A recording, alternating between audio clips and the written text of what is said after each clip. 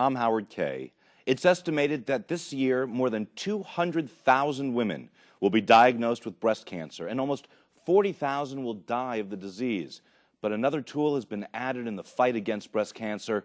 Our guests are Dina Rothport, author of the new book, Previvors, Facing the Breast Cancer Gene and Making Life-Changing Decisions, and Lisa Martin, Managing Director of the Previvors. Welcome, Dina and Lisa. Great to have you here. Thank you for having us. Thank you. First, Dina, give us your definition of the word Previvor. It's something that I had never heard before, and I'm sure many of our viewers haven't as well. Yes, it's a very new term, and the definition of a Previvor is a person who has not had cancer but has a predisposition to develop it. For some women, that means having a BRCA mutation. For others, it means having a family history or other risk factors. But it all surrounds itself around breast cancer, correct? Well, the definition is a person who has a predisposition to develop cancer, but it's really breast and ovarian cancer is what we focus on. Now, Lisa, you're a Previvor, but before you tell us your story on what steps you took to avoid developing breast cancer, let me ask you, how did you and the other women who are Previvors as well meet and decide to get together and tell all these stories? Well, myself and the other 4 Previvors in the book we all met through an organization called FORCE, Facing Our Risk of Cancer Empowered. We were meeting on a routine basis, kind of as a support to each other, and we started helping other women. People would come to us, we'd have friends that said, can you talk to my friend? She found out she tested positive for the BRCA gene, or someone else who just had a family risk. And instead of just helping these individual people, we decided we should put together some kind of book. So now that the book is out, and once it really gets distributed among the masses of women who are interested in this subject, how many of them will become proactive since they will have learned about this prophylactic mastectomy? It'd be interesting to see if people do take charge of their own lives like that and have the courage to go through what you did.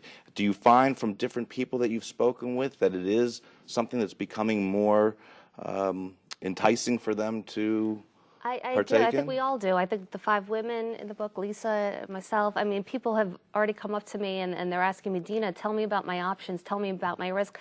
There's so many women out there that do have a risk for breast cancer, and they just don't know it. And people don't realize that if you have a very strong family history, that you should take those steps. It doesn't mean you have to make the same decisions as these women or anyone else, but just learn what your options are and talk to a genetic counselor if you think that you might be at risk. And number 1 is know your family history. I mean, on the mother's side and the father's side, it's crucial that you know as far back as you can what cancers there have been in your family, because that's really a very big key to what your own risk is. Well, you're so right, and I hope people really are getting something from this because it really is so important and could save so many lives. Now, Amy Rosenthal is another Previvor. Amy, tell us about yourself and your decision. Hi, Howard. When I was a little girl, I used to always think I would go to college, get married, have children, and eventually I would get breast cancer. My grandmother, Ada, died of breast cancer before I was born, and my aunt and mother are both survivors. Naturally, I thought I would follow in their footsteps. Eventually, we did learn about the genetic link to breast cancer in our family. I decided to get tested for the BRCA mutation. I knew that I had a 50-50 chance of actually having the gene. So I took the blood test, and I did learn my fate and learned that I have an 87% chance of getting breast cancer in my lifetime. Once I learned I had this 87% chance of having breast cancer, I ended up at a website called FORCE, where I learned exactly what the BRCA mutation was. I learned about surveillance. I was told to get tested quite a few times during a year, every 3 months. One would be a mammogram, one would be an ultrasound, one would be clinical breast exam, and one would be a breast MRI. So after taking so many tests, I decided I wanted to make a change in my life. I was not having a good quality. Anytime they saw something a little bit wrong in a mammogram, it would lead to another test. So instead of, it just started to take a toll on me. So I decided to be proactive and have a prophylactic mastectomy to lessen my odds and no longer have this 87% chance of getting breast cancer. Now, I just want to say you've heard two stories so far, Lisa's and Amy's. We're not, I shouldn't say we, because I'm not really a part of this, but you all are not advocating that this prophylactic mastectomy is necessarily the way to go. It is just the end-all option to totally eliminate the possibility. But what you write about in Previvors is all the different possibilities or options that women have to fight and help prevent breast cancer, correct? Yes, I mean, actually a prophylactic mastectomy is by far the one option that will most dramatically reduce your risk. It doesn't completely eliminate your risk. I see. It reduces your risk by about 90%. That's what some studies have shown. Doctors can never be 100% sure if they get every single breast cell, because you could have breast cells as high as your collarbone, as low as your abdomen. So that's why they would never say that your risk is completely gone. But again, the book is objective, and we're objective. You know, people do what's right for them, but we would never tell a woman out there that... You're just putting the information out to them. Right. Gotcha. Now, Exactly. I can't get over how tough it must have been to make these decisions, whatever decision a woman makes with respect to this. But Dina, what was your reaction when you heard all of these stories from women who did take that extreme measure? Well, it was inspiring, really. I mean, I listened to their stories. Their stories were heartbreaking. I mean, all of their mothers had battled cancer, and some of them lost their mothers. And their stories are very moving and heartfelt and very touching stories. But in the end, they're also very inspiring. And it's just incredible, like I said before, for our generation that we have these options, because, Lisa's mother and the women in the book, the previous generations didn't have these options, and they just kind of were blindsided by breast cancer, and there wasn't much they could do at that point. But now we can. We can fight it before it even strikes, and it's a very inspiring, hopeful message, I think, for women. Mady Weiner is another who chose to be a Previvor. Let's hear her story. Howard, I learned about my risk when I was a teenager. My mother developed breast cancer when I was about 17 years old.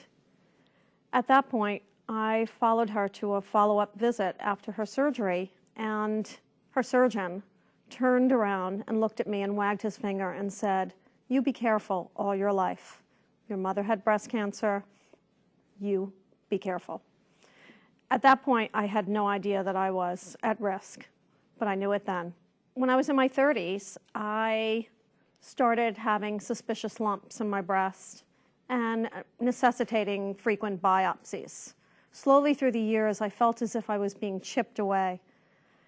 At that point, I really had to make a decision whether or not I wanted to be on this surveillance track or do something more drastic to decrease my risk of developing breast cancer. I then had the genetic test, and I tested negative, as did my mother. But I knew I was following in her footsteps. After my last mammogram, I heard about the advent of digital mammography. That gave much more information into my dense breast tissue. I then heard about breast MRI, yielding more information, and that revealed that I had precancerous cells in my breast.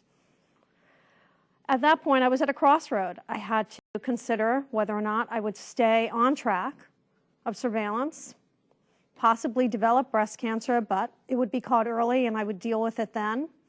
At that point, I also considered chemoprevention, where I would have to take chemotherapeutic drugs to decrease my risk.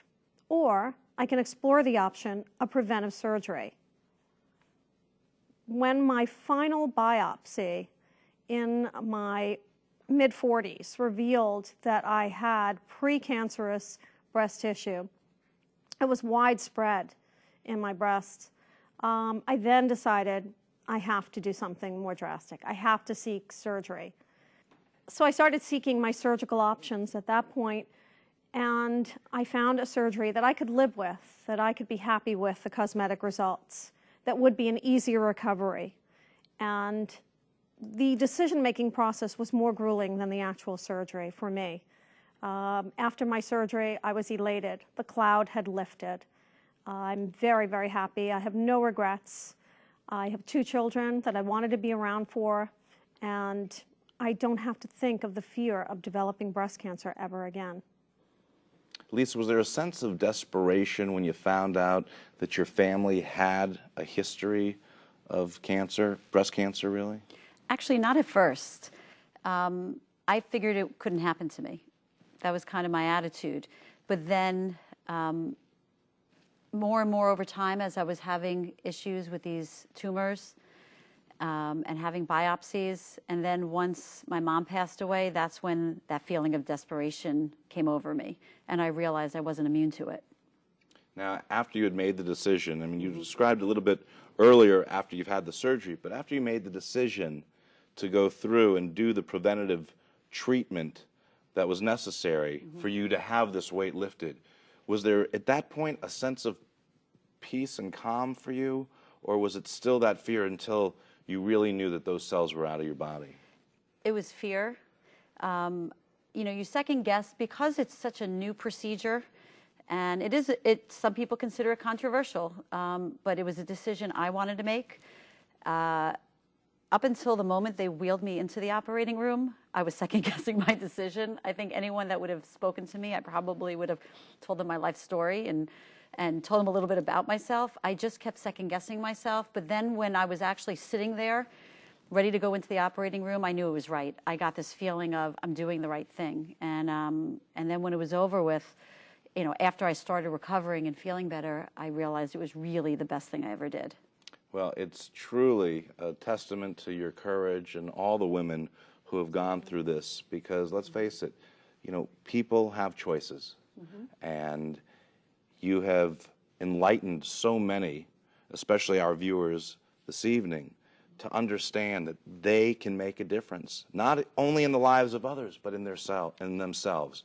And they need to go out and find out if they have this BRCA gene, if there's family history, whatever it may be, in order to take those next steps. Now, Dina, tell us, where can our viewers get this important information and the new book?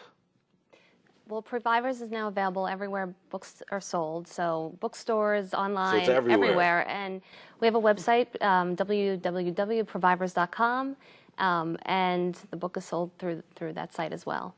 Well, that's great. You know, now, Lisa, I understand that you've launched a Previvors iPhone app. Yes. As well as a do-it-yourself quiz and so many other things regarding genetic testing and things for hereditary breast cancer. Tell me, what's that all about? Well, so many women I meet don't even know they're at risk. Or they'll say to me, I didn't know I was at risk. My mother had breast cancer. Does that mean I'm at risk? And I found it very interesting that people didn't know the basics of what is your risk. So the girls and I came up with the idea of let's put together an iPhone app that actually helps people assess their risk for hereditary breast and ovarian cancer, and then help them connect with a mammography facility or a person who does genetic testing. So on the iPhone app, it's free. You download it right off the Previvors.com website, and it asks you 7 simple questions. And depending on your answers, it'll tell you if you should seek someone for genetic counseling, and it will actually put you in touch with them right on your iPhone. Well, that's great. I want to thank you all, Dina, Mady, Lisa, Stephanie, and Amy, for being with us today. Be sure to tune in again next week for another interesting trip around town with me, Howard Kay.